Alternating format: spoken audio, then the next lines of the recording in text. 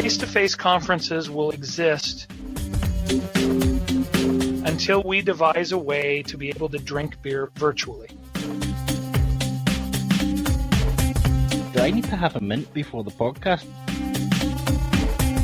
No, you don't. That's not how it works. Not yet. Just take me a second here, because I have the power. I've got the power! That was funny. Unless you want to pretend to be me, I don't really mind. No, Mike, that Norwegian accent is not as good as yours. Well, my Brussels accent. Who's doing the heavy breathing, seriously? I was worried about you guys.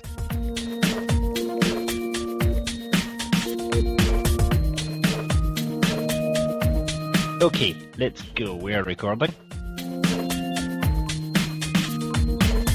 Welcome to Troublesome Terps, the interpreting podcast where no topic is off limits and no argument is too obscure.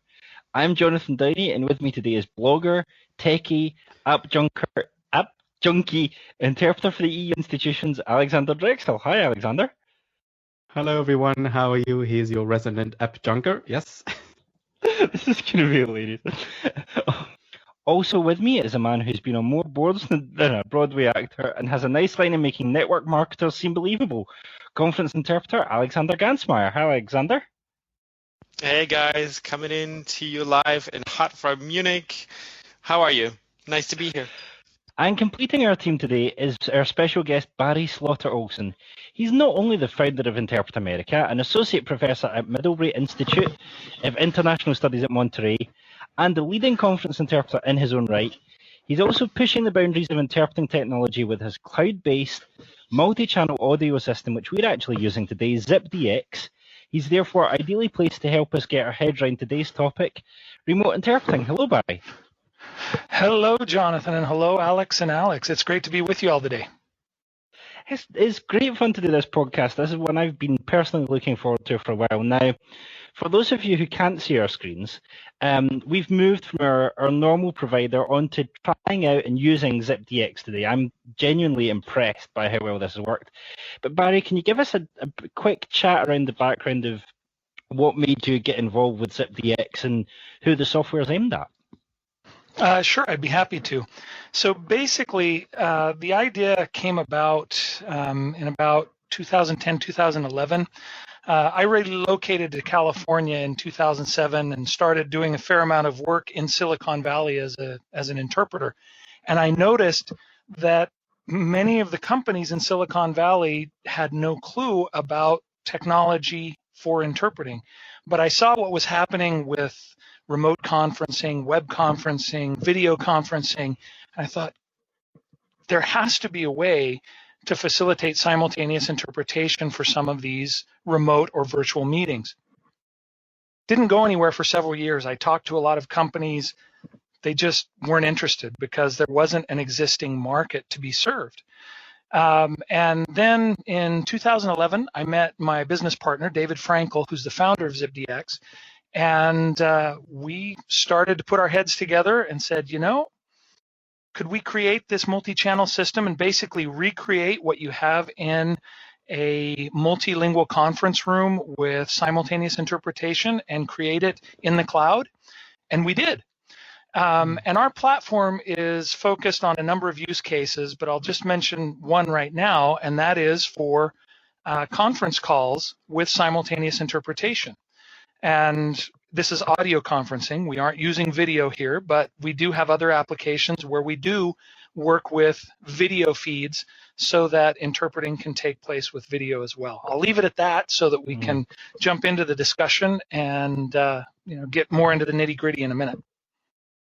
One thing that really strikes me, I'm going to let the other Alexi jump in a minute with their backgrounds, but the Weedy Mo interpreting has certainly been sold to me when I've seen adverts for it, has either been it's this thing that's going to change our careers forever and we're never going to have to leave the house again and we can not hang up our suits and just wear pajamas all day, or it's been seen by some interpreters as the big bad bogeyman that's going to steal our jobs.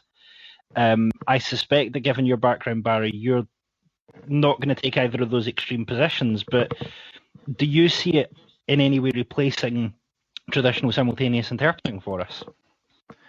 Replacing, no. Augmenting, yes. I do think that we may reach some point where there is a significant number of meetings that are taking place virtually. And if we plan to serve those meetings, we will have to be able to work on a virtual platform. There are other areas, and I think it's important for us to understand that when we say interpreting, I have a feeling that the four of us are thinking conference interpreting, working in a booth at a multilingual meeting. But for the vast majority of interpreters around the world, they're thinking of other applications. Here in the United States, it could be a medical interpreter at a clinic or a hospital. It could be a legal interpreter working on a court case in the courtroom. And so when we say interpreting, we use that as shorthand, but so many people think of something different when we say interpreting. So I think there is pressure on certain kinds of interpreting, like medical interpreting, with the introduction of video remote interpreting. And I know that in the courts, here in the United States in particular, there is a concern about remote interpreting pulling the interpreters out of the courtroom. I don't think that the concern has to be as big as it is. I don't think that we really want to move people out of courtrooms when everybody else is there physically present. But there are all sorts of use cases for remote interpreting. And for the most part, they are not use cases that would replace or change the way that we currently work in those areas where we're used to working. Hopefully that makes sense. Yeah. So may I just jump in and just to double check, because you did mention that this is, for example, one of the use cases could be a conference call, but then you also mentioned that this could be, for example, for a medical interpreting. In the UK and in Germany, things like this already exist. So kind of a video solution for medical interpreting where it's mostly dialogue interpreting, so semi-consecutive, bilateral consecutive. Is this more what you would offer this to a client for, or would you also offer it? So when you, for example, say it could also be used for a telephone conference, would you suggest they do this on your platform on ZipDX as simultaneous or as dialogue, so bilateral consecutive? Well, in reality, we're set up to provide remote simultaneous interpretation for conference calls. And you're right. And I think it's indicative that, Alex, that you needed some clarification, because our platform is built for using simultaneous interpretation in virtual meetings. So this platform isn't going to be used for video remote interpreting. There are other platforms that have been designed specifically for dialogic consecutive interpreting, and they work very well for that.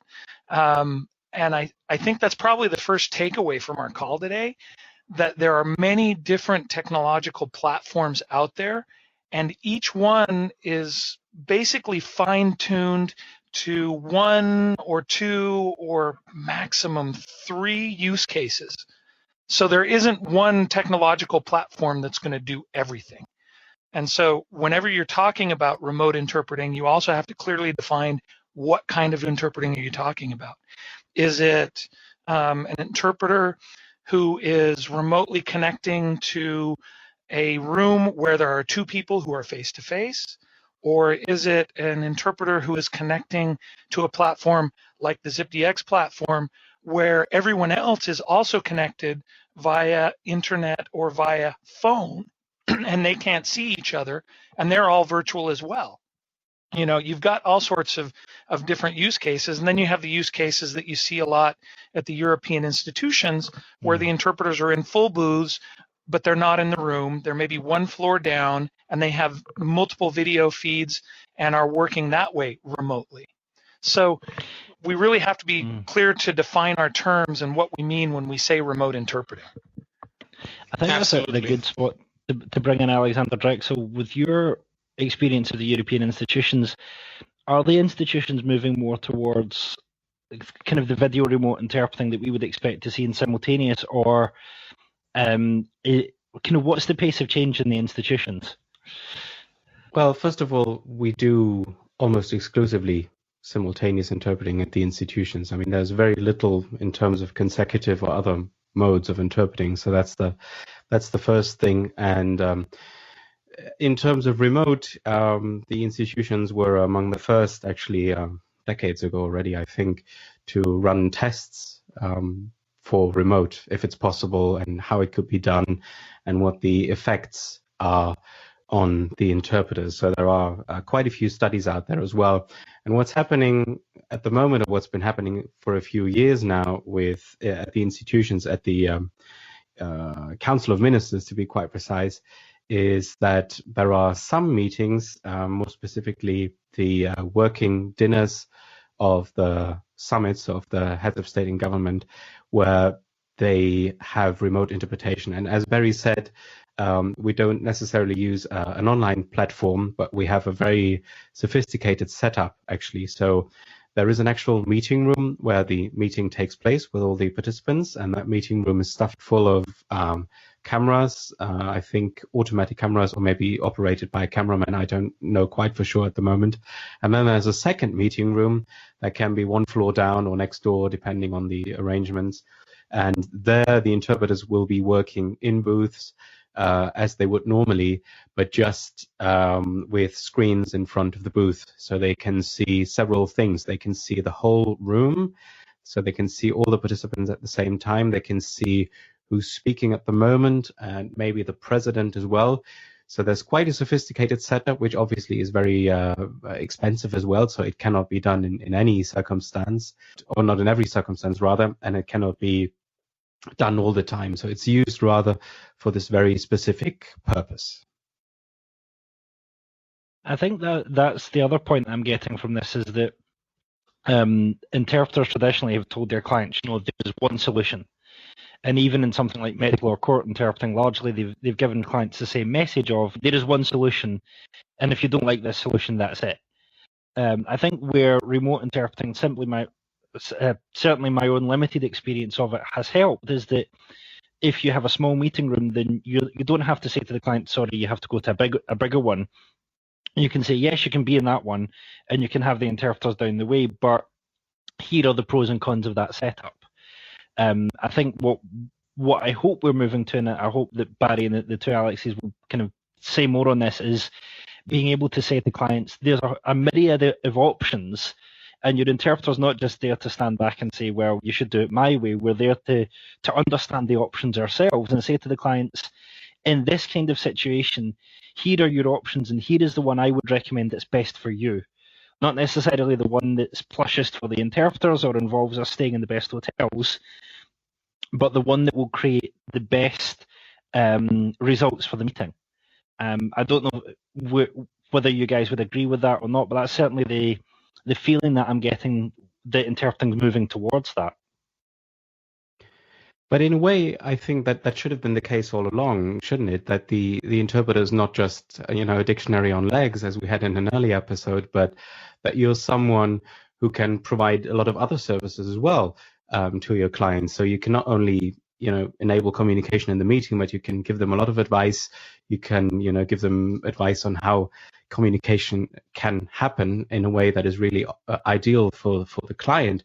And I think the kind of advice on using remote at all, and if yes, what kind of remote to use, I think that's just part of the package deal that we should offer, shouldn't we?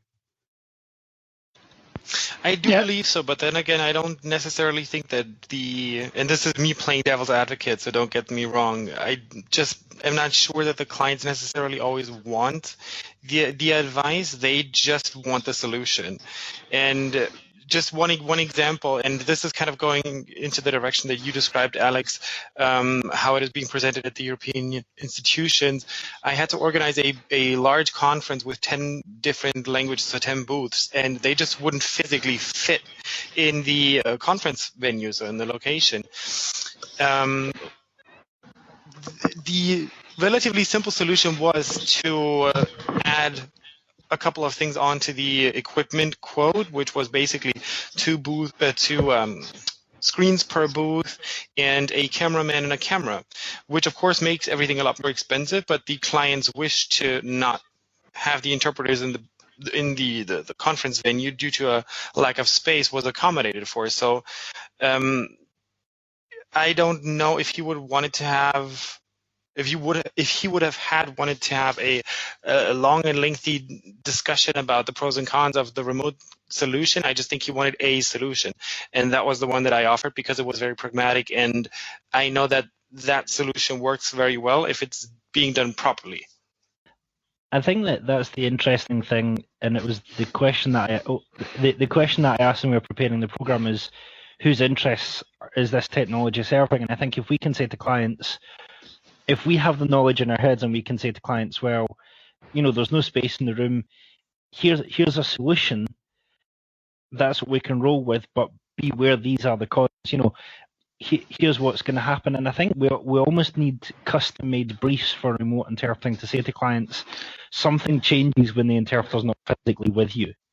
And if we can understand what that is and present it to clients and say, we're quite happy to give you a solution, but it may help if you slightly change the course of the event or you slightly allow for the differences of not having an interpreter there.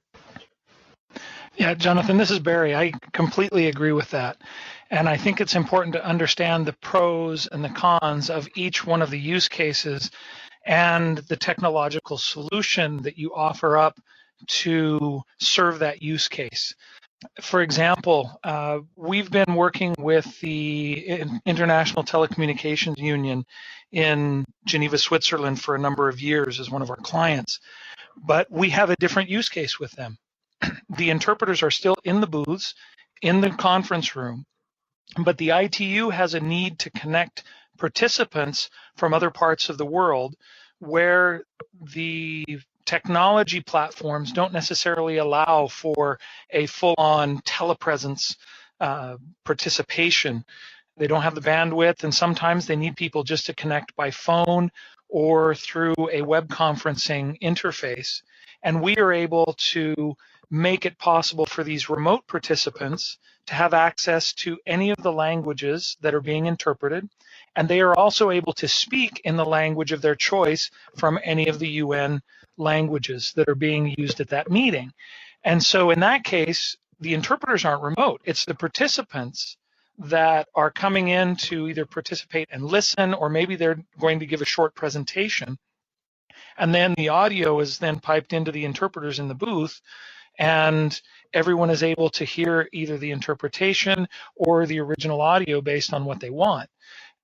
But in order to do that, the ITU has been very careful to ensure that they check the connection of the participants beforehand to make sure that the audio quality will be such that the interpreters can do their job professionally. So they've built in those necessary checks so that you don't end up with substandard audio that's going to make it impossible for an interpreter to do her job. I think this is the interesting thing, though, is that I've certainly had interpreters come up to me and say something like, I just interpret. I don't want to be involved in this stuff. And I think the sad thing is that traditionally that's actually been a very safe way to act. And, you had the odd consultant interpreter and everyone would bow down to them and that was fine. But I think now increasingly I'm getting even some of my agency clients sending me emails not saying, are you available for this job? But we've already decided that we want to assign you this job, but the client has a technological query or the client has a methodological query. What should we do in this situation? Now, if your attitude is, I'm just the interpreter, I don't touch that stuff, I think increasingly you're going to lose clients because even the agencies are now wanting interpreters who can give them solid advice and give them almost scripts to go back to the clients with. There was one recently where the client was talking about using the handheld microphone for interpreting in a meeting. And I was able to explain why in their particular meeting that wasn't the ideal solution. But if I hadn't been ready to do that, the agency client, I'm sure, would have just phoned another interpreter on the list and said, can you deal with this for us? I think the idea of just an interpreter, the more technology that we see, the more clients change what they want, the less tenable that will be as a business strategy.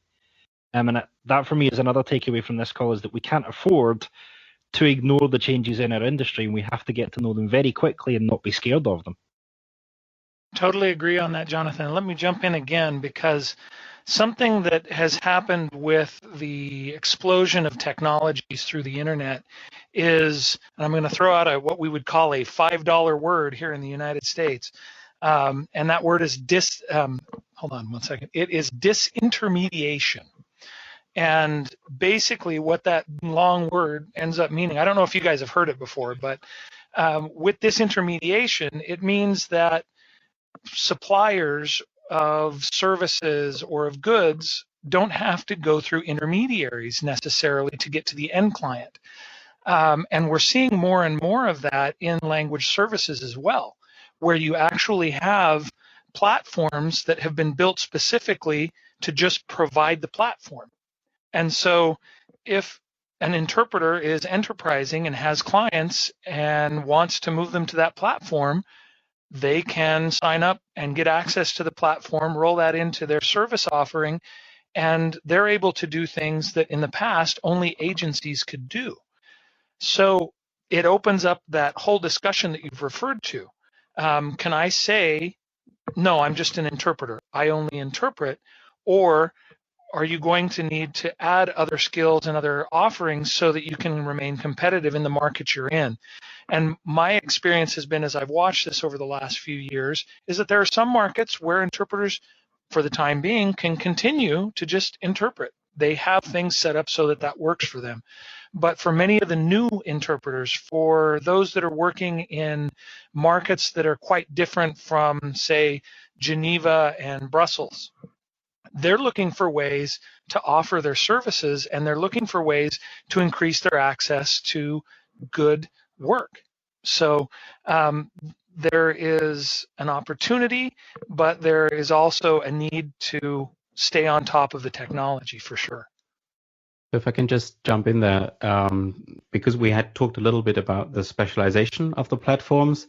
So we have ZipDX, which is for mainly for audio. Then I talked to the guys from another startup, which is called VoiceBoxer, which focuses mainly on multilingual webinars and presentations. So I think that's an interesting trend to watch, because in the beginning there were a few platforms a couple of years ago that said we'll do remote interpreting, whatever it is, all the languages, all the topics, that kind of thing. But now there's this kind of specialization. And on the other hand, it's interesting to watch these companies evolve, because with some, you get the impression that they are basically trying to become kind of like an agency, because yes, disintermediation, we have these technical opportunities now, but I think for the companies, it will also become interesting and maybe difficult to not just be a platform or a dumb pipe, if you will, but maybe to try to provide additional services, value-added services, whatever you want to call them, maybe because they have to. So that'll be kind of an interesting thing to watch, I think, because the companies, of course, want to do that outreach. They want to grow a community. They want to have people that sign up for the services and that kind of thing. So I'm not quite sure how that will play out. I mean, this plays into one of the things that I've become very aware of, is that the interpreting market, bit of background, when I did my master's, the accepted pathway was that most of the UK didn't have enough interpreting conferences for a conference interpreter to sustain a business. So the pathway was you went to Paris or Brussels or Geneva and you jumped straight into that market. Now, those markets I'm sure still exist and are still thriving, but I wonder if Alex Gansmar will say the same as me, that the markets outside of the traditional conference cities are completely different to the way they used to be. And I'm beginning to see that, certainly for me and for my own business to be sustainable, I'm having to reach out to what I would call non-traditional interpreting clients. So people who would never trade in those conference cities or wouldn't be big enough to afford to trade in there. People who've probably never heard of interpreters before, but just see language as a problem and they want to do something with people from other countries, but they don't understand the lingo. And rather than having this client education thing, I'm thinking of it now as educating me as to what these businesses are doing and what they're after. And the more I learn about what they want, the more I realize interpreting is their natural solution, but they don't know that it exists in a way that's affordable for them.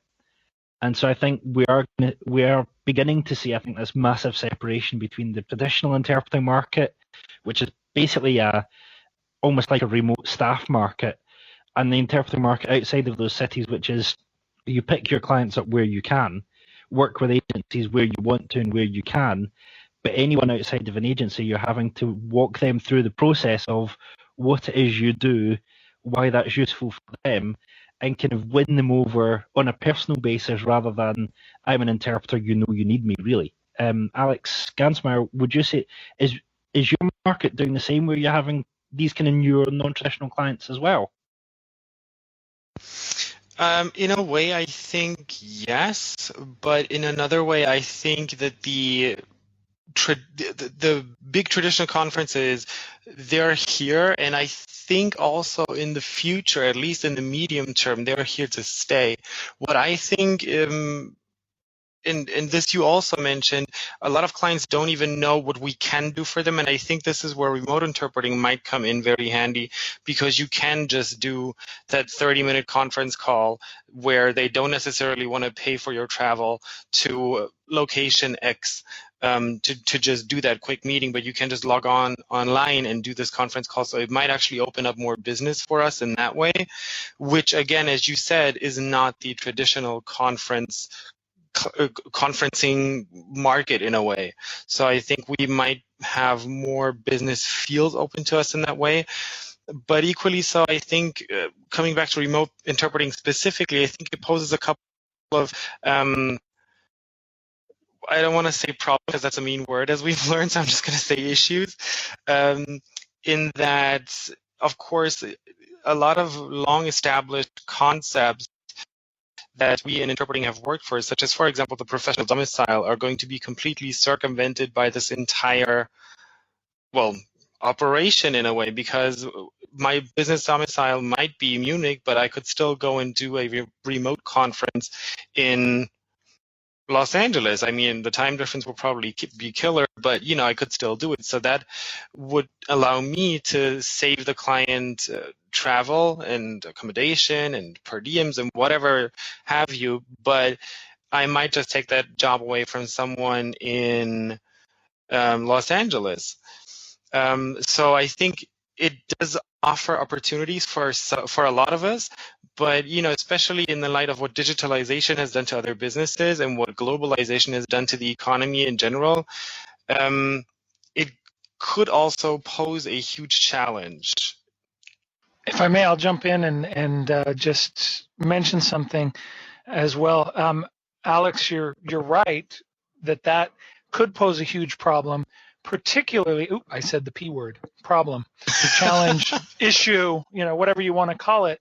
If we're talking about having remote interpreting replace on-site interpreting, that's definitely the case, and there can be some friction that's going to be caused by that. My own personal experience working in this space now for over 5 years is that I really have only seen that happen once or twice, and it's not where the real focus is. I know there are a lot, when you talk to people who need the services, they often think, well, can't you just do this online so that we don't have to worry about the per diem and the travel and all these things?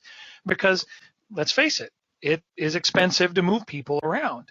But there are meetings where that has to be done. And local interpreters, if they have the ability and they're there, then they can just work locally. But most of these meetings, if it's that 30-minute teleconference or that 30-minute conference call or a 45-minute webinar, these are all new use cases.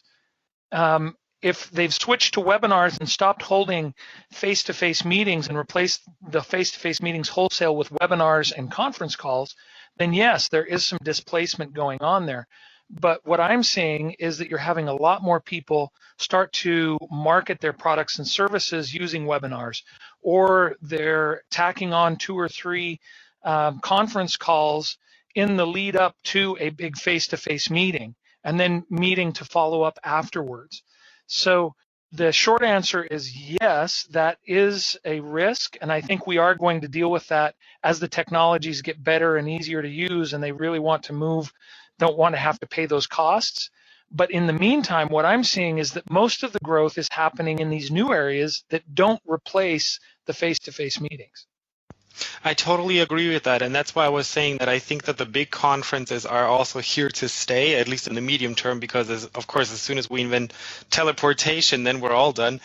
But as you've mentioned, these solutions, at least at the moment, and probably for the intermediate future, are going to be solutions for a specific case, because as much as these solutions offer something new, I don't necessarily think that someone would want to spend a 7-hour conference, in an online remote interpreted meeting. That's just, I just don't see it happening. No. Exactly. I wouldn't want to do that as an interpreter. Exactly. So that's why I think you're right, that it is for a specific case or for specific cases, and it doesn't necessarily replace these traditional conference, this traditional conference market. It's up to us as interpreters to explain that to the client, because they may not always know what the differences are. So we better have good arguments when we get into those conversations. That's very true. I was just going to mention this funny anecdote that I heard a couple of years ago as I was listening to the meetings industry talk about virtualization, and there was a lot of people that were afraid. They think, oh my goodness, this Second Life thing and some of these new technologies, what's going to happen to the face-to-face meeting industry? And an analyst said something that I thought was humorous and at the same time spot on. He said, face-to-face conferences will exist until we devise a way to be able to drink beer virtually. And I think that's really true. I think that is precisely the point, though, is that I remember writing a blog post once called The Importance of Being There. And it was a little bit of an anti-remote interpreting rant when I didn't fully understand, but there is still this thing that if we're not dictionaries on legs, if we are people, if we are helping people to communicate, then actually as much happens between the talks and at coffee break as happens during the event itself.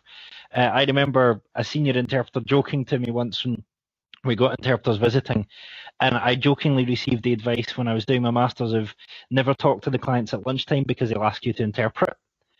Now I'm realizing that actually lunchtimes and break times are ideal times to talk to clients, because then, you can ask terminology questions and you don't mind, but what seems to impress clients is when you actually show an interest in their work and start saying, when you said that, let's talk about what you meant when you said that. And then when you go back into the booth, it's not just a list of terms. It's not just an event. It's something that you're involved in too.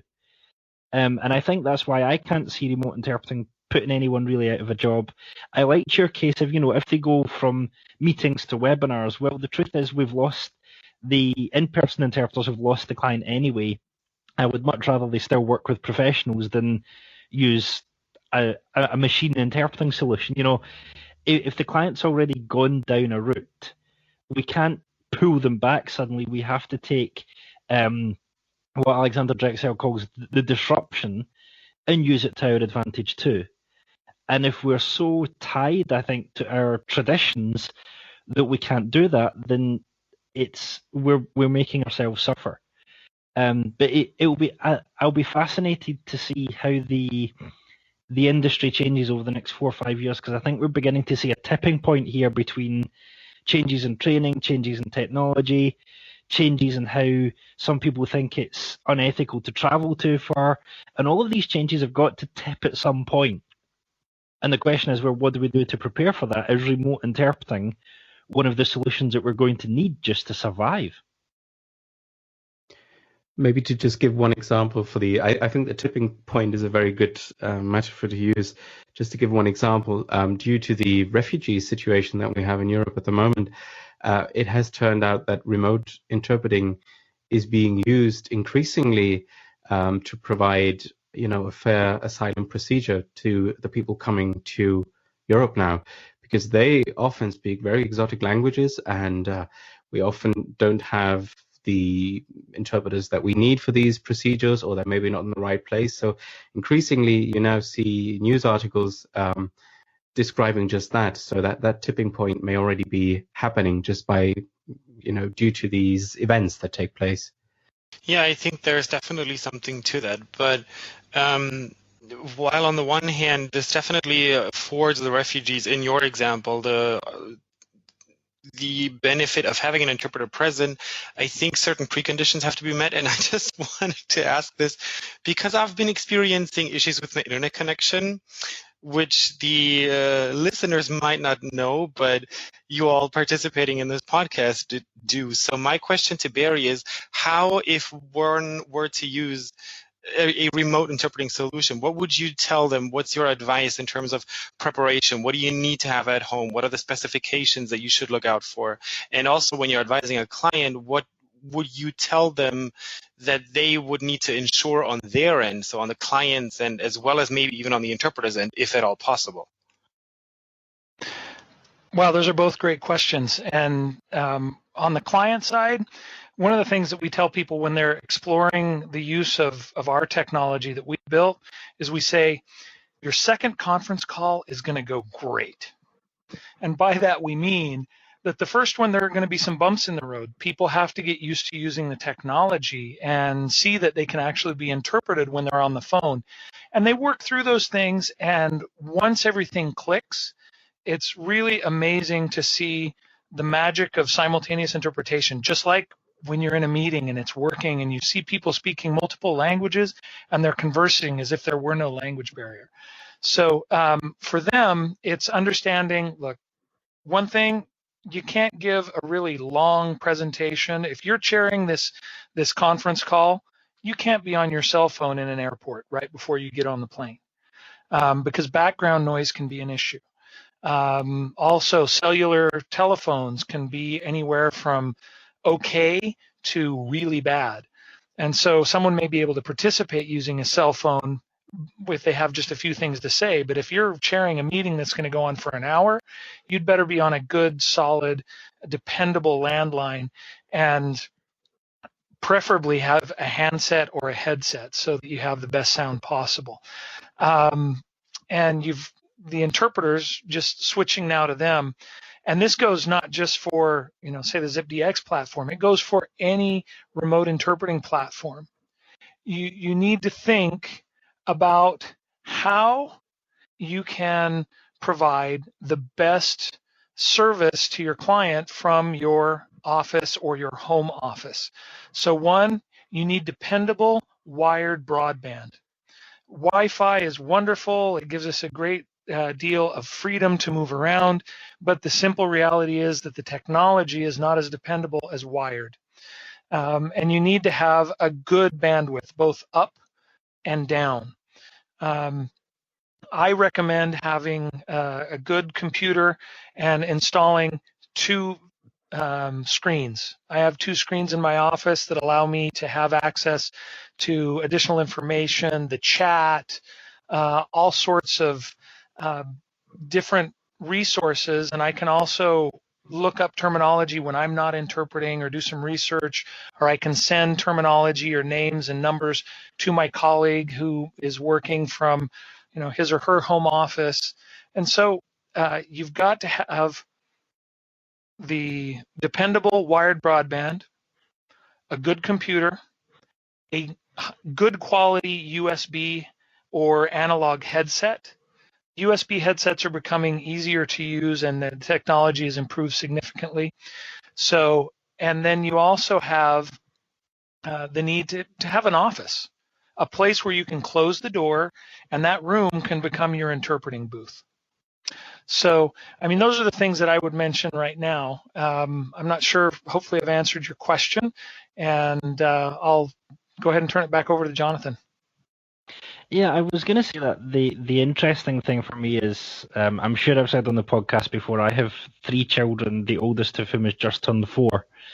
And so the reality for me is that if I wanted to do remote interpreting, I would either have to send my wife and children out of the house, or I would have to find some way of putting soundproofing in the house. I think knowing the limitations of the technology, knowing that we can't honestly say to clients, this will solve all of your problems, we almost have to treat it as if we were interpreting in a booth and say, okay, what conditions would we want in the booth? And I love this idea of having an office and closing the door, and that being it. It's asking, though, is remote interpreting asking for just as much patience from our families and understanding as we ask from them when we travel to an assignment? I think a lot of people are looking for the nirvana in interpreting, where they can interpret and never have to leave the house and be just as close to their families as they ever would be. But the reality that you've described there, Barry, is that if you're remote interpreting, you might as well be on site for as far as your family are concerned anyway, because you are off limits for however long that assignment is. Do we need a dose of reality in the industry that we can never interpret and be colouring in with the children at the same time? I think so, and you can't. It's similar to those that have been doing telecommuting to work for several years.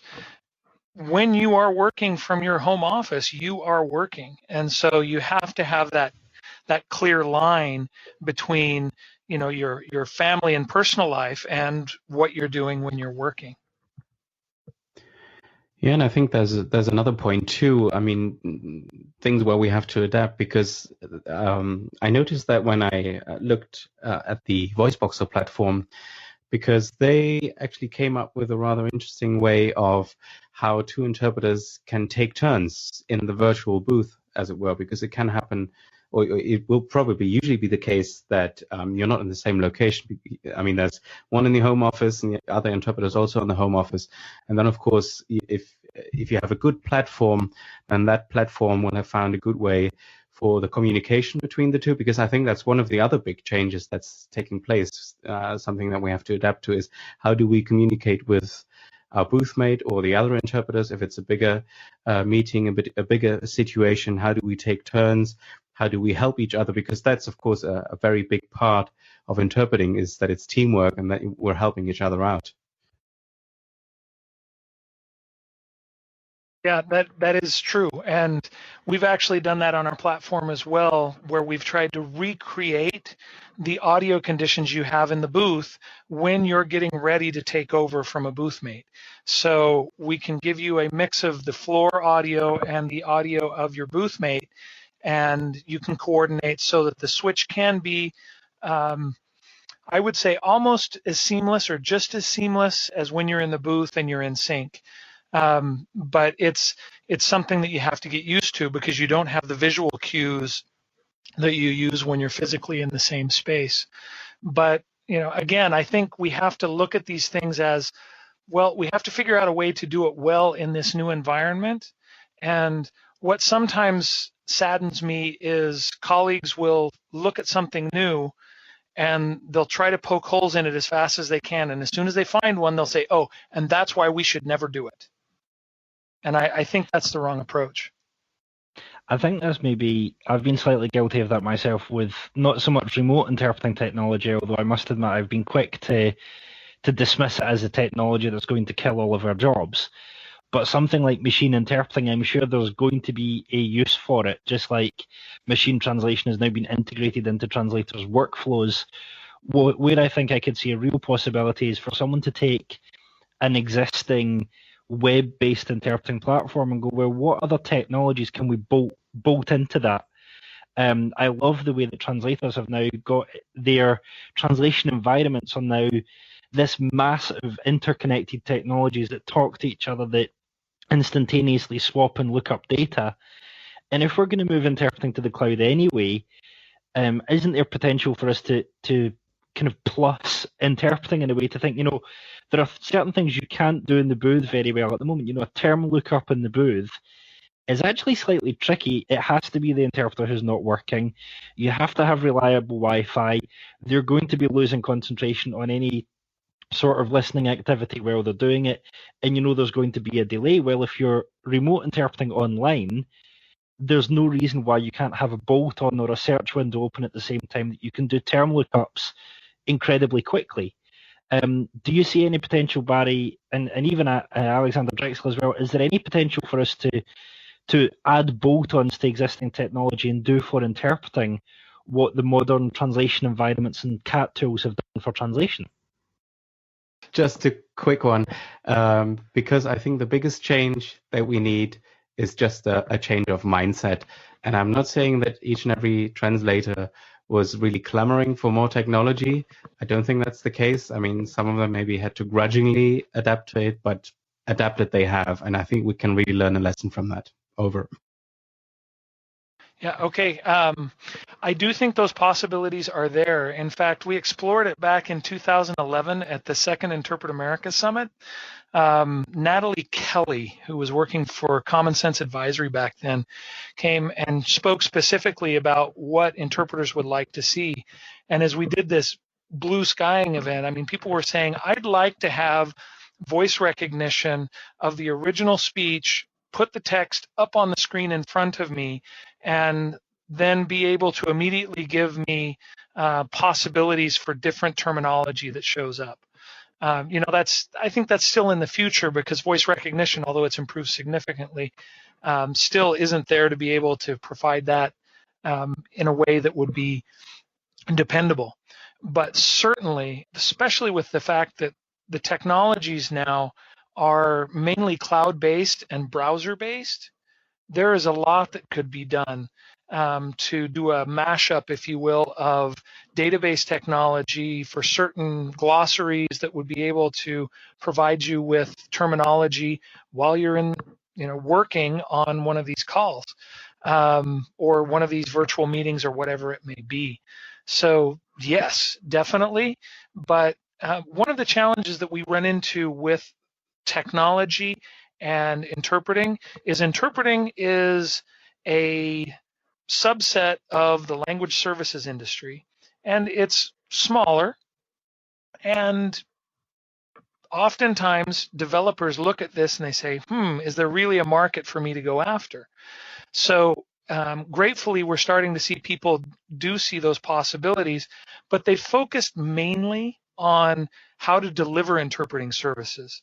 The whole idea of providing technological tools to the interpreter to improve practice is still in its infancy. I mean, it's even more in its infancy than the technology that we're using today or those that are being created for remote interpreting. But we are seeing, terminology database programs that are being created by interpreters for interpreters, and I hope to see that grow. Yeah, I think as we move towards a close, I think the main theme that I've got out of this podcast is that to badly paraphrase The Wizard of Oz, this isn't Kansas anymore. And we can't pretend that the Kansas that some of us grew up with or some of us were trained to serve in is the one that exists now. And so perhaps what we're better doing is looking at how we can mash up the technologies. I jokingly put on Twitter, semi-jokingly said, could someone please invent a touchscreen heads-up display in the booth that can serve me terminology and still let me see through that to the people in the room? And I think we're beginning to move to a place where, if you had, if you were in the room but you had ZipDX running all of your interpreting equipment, we're heading towards virtual consoles anyway. So perhaps the time is right for another Blue Sky event, but not just saying, how can we make our jobs the best possible, but how can we deliver the best services to clients? I just wondered if anyone else wanted to jump in as we wrap up. Just what are your thoughts on the idea that we're not in Kansas anymore? What does all of this tech actually mean for our work?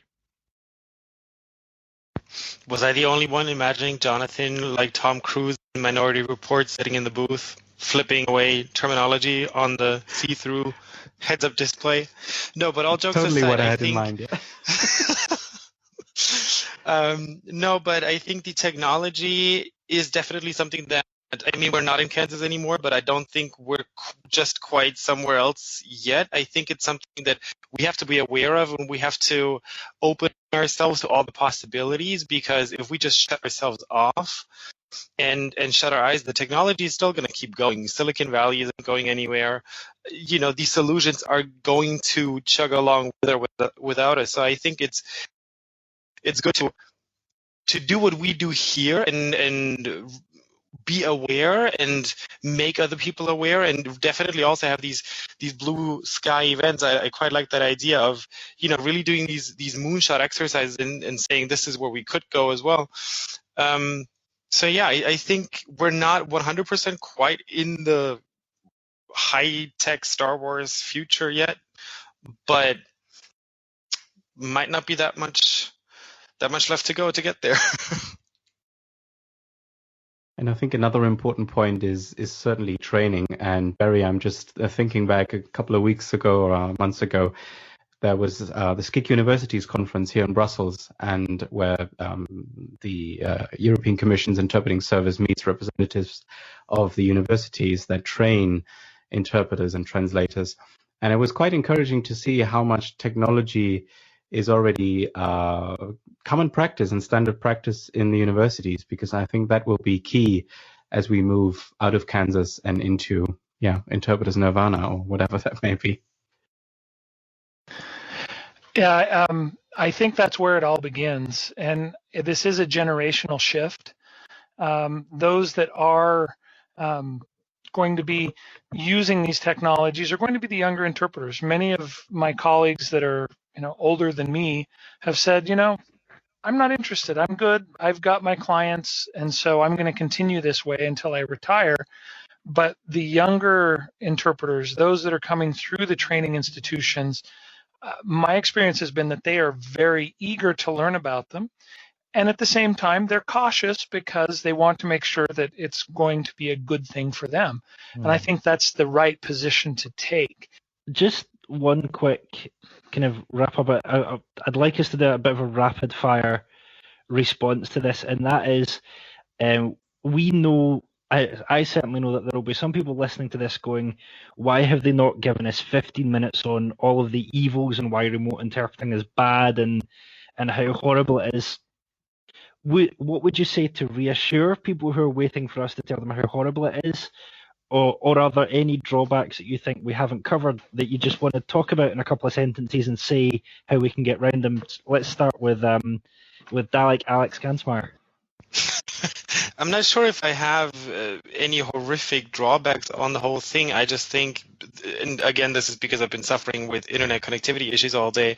If I could definitely 100% of the time guarantee that my setup on my end and on the client's end and on the audience's end was 100% perfect, I think we'd be good. But I personally, just based on our podcast experience, not even just with SIPDX, but just with my crappy browser tonight, I think that is something that would make me feel like I'm giving away a little piece of security or a little piece of mind. So that's definitely something to keep in mind. But also going forward, I think the bandwidths are going to grow. They're just going to keep getting better. So eventually that issue is probably just going to resolve itself.